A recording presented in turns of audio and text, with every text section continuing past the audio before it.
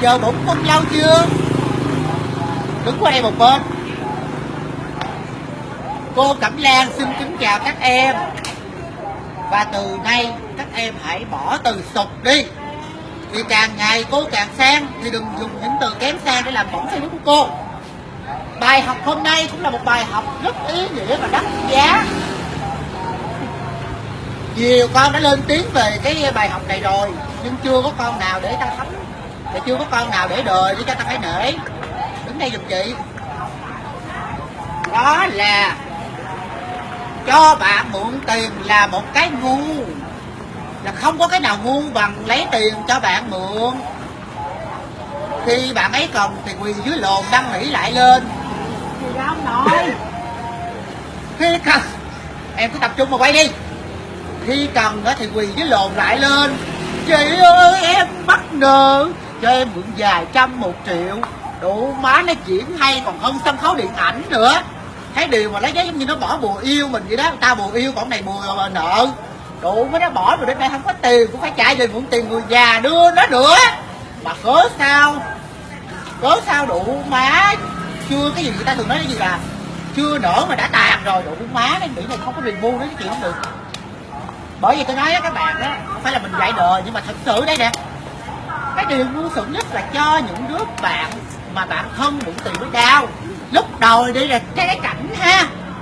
Ủa ai đứa này ngu mà trả, đúng không? Rồi chưa gì hết đây. Alo đang ngủ. Gì đợi hoài vậy? Còn tao đã gặp rất nhiều trường hợp tệ hại hơn nữa. Đợi chút đi, tao mới kéo dài nhỏ hà.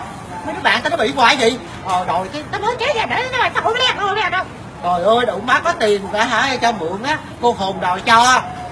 Đừng có để mà cái ta cũng bị mấy đứa bạn được rồi nhưng mà không có đáng 100 mấy rồi mới tao đâu cho mượn nhiều đâu được. Đừng để mẹ nóng nha.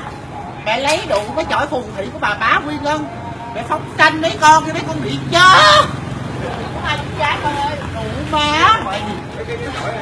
Tao chọn cái chổi chết của đĩ mẹ đó đó. Tại tao tức đúng không?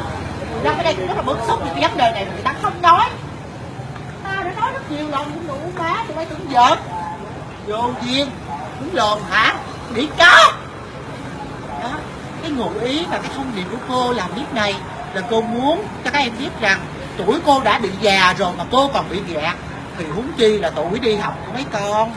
Đừng nhớ có tiền cho cha mẹ, hoặc muốn ăn cái gì ăn, muốn xài cái gì xài. Thà đánh bài thua còn hơn cho một đứa bạn mượn tiền, thấy chưa? Thà mua sắm đổ nợ còn hơn phải cho một đứa bạn mượn tiền. Nhiều người á không rành ăn kẹo thì sẽ nghĩ là ăn kẹo thì các vị ngọt, nhưng những người đã từng ăn kẹo sành điệu rồi họ sẽ thấy rất đắng chứ không hề ngọt. Chúng ta đừng tưởng. Cô không quên chúc các em buổi tối thật vui vẻ. Em là chưa ngủ thì cứ việc thức đéo rặn đi chút. Các bạn mọi người không biết gì đấy được không?